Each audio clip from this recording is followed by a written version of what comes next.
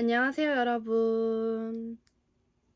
오늘은 제가 예전에 저번에 보여드렸던 텀블벅 1편 영상에 이어 두 번째 영상인데요. 원래는 첫 번째가 리바이벌이란 주제로 여러분들께 소개를 해드렸고, 두 번째는 비문학 작품들로 나눠서 설명을 해드리려고 했었는데, 새로 이번에 펀딩한 책들이 도착을 하는 바람에 그냥 한꺼번에 이 편에서, 두 번째 편에서 소개를 해드리려고 합니다. 그럼 바로 보여드리도록 할게요. 첫 번째 책은 한국 전통 괴물사입니다. 첫 번째 괴물유산 답사기인데요. 작년 7월에 펀딩했고 27,000원 지출했습니다. 이전에 펀딩이 진행된 적이 있었다고 해요. 2020년에 한번 출간된 이후로 개정 증보판으로 새롭게 출간이 됐다고 합니다.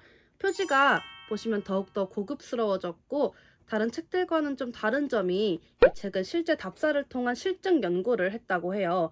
우리 전통 괴물의 소개와 분류를 시작으로 마지막 편에는 부모를 위해 지옥으로 건너가는 바리공주 이야기로 마무리되는 구성이라고 합니다. 책이 정말 예쁘고 신박한 주제의 책이어서 후원을 했었습니다.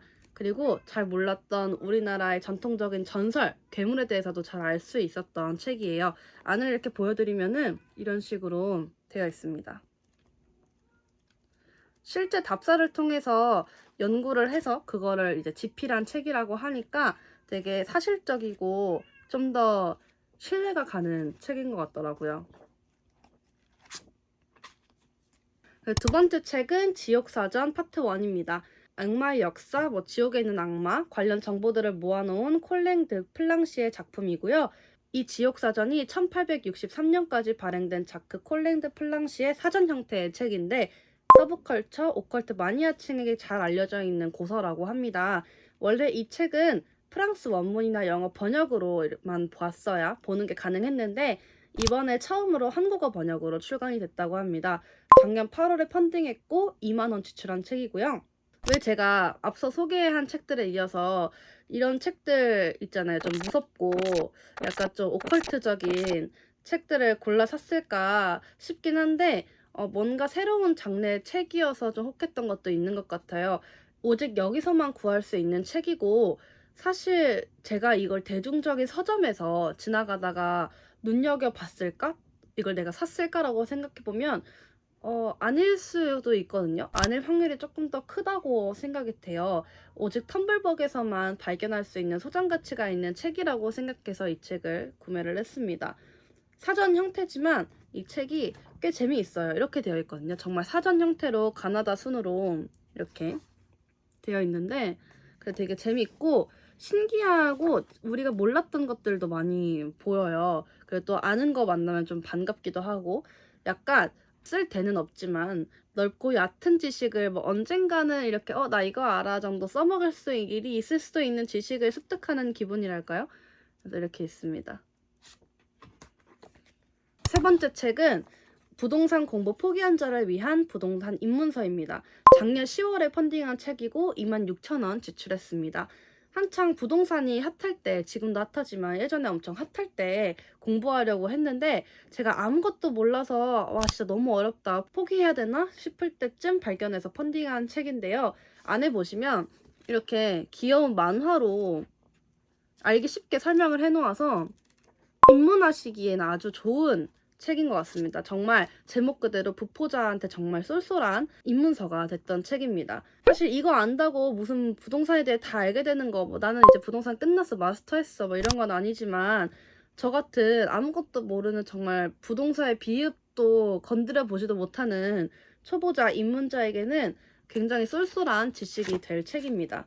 그래서 되게 재밌게 읽었어요. 지금도 계속 이해가 안 될 때마다 쏙쏙 찾아서 읽고 있습니다.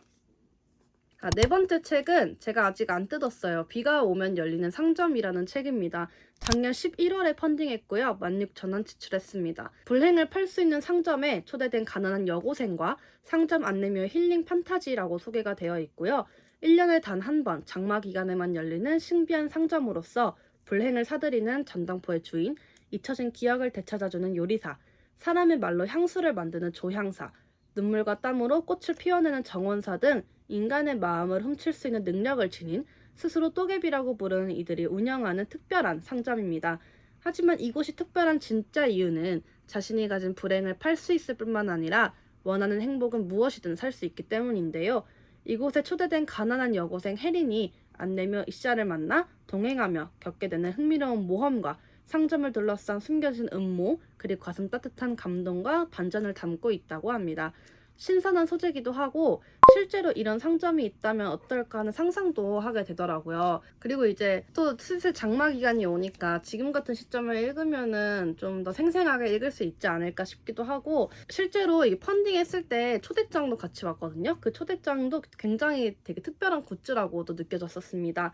달러구트 꿈백화점, 미드나잇 라이브러리 같은 책의 느낌이 나는 것 같더라고요. 제가 되게 좋아하는 책들인데, 사실 근데 이제 보시면 아시겠지만 아직 안 읽어봤어요. 다른 책에 밀리다 보니까 아직 안 읽었고 뜯지도 않았거든요. 그래서 오늘 지금 이렇게 한번 뜯어보도록 하겠습니다.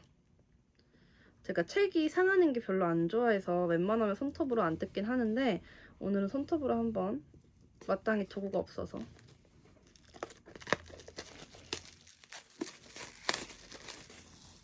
책은 이렇게 있고요. 약간 지은이가 좀 귀여워요. 인프피 지음이라 되어 있거든요. 인프피가 이제 MBTI로 INFP라고 하는데 약간 귀여운 이미지가 나지 않나요? 인프피가 되게 감성적이고 되게 소중하고 그렇잖아요.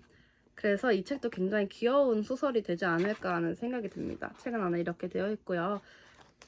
이 책도 곧 읽어보려고 합니다. 곧 장마 기간이니까 읽으면 굉장히 재밌는 책이 되지 않을까 기대가 되는 책입니다. 5번째 책은 역사를 망친 악인의 세계사라는 책입니다. 악은 의외로 평범 속에 숨어있다고 해서 세계사의 흐름을 바꾼 악인들을 주제별로 나눠서 설명을 해놓은 책입니다.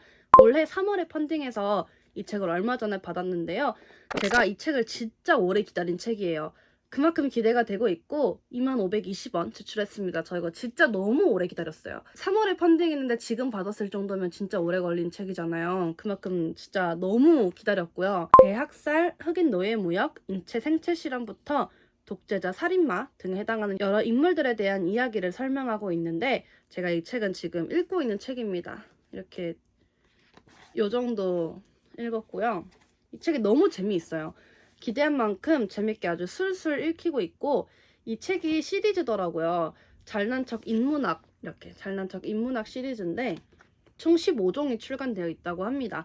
근데 알고 보니까 제가 전 영상에서 보여드렸던 동물쥐도 여기 거더라고요. 그래서 되게 의외였고 신기했어요. 근데 이 책은 제 입장에서는 읽기 만만한 책이거든요.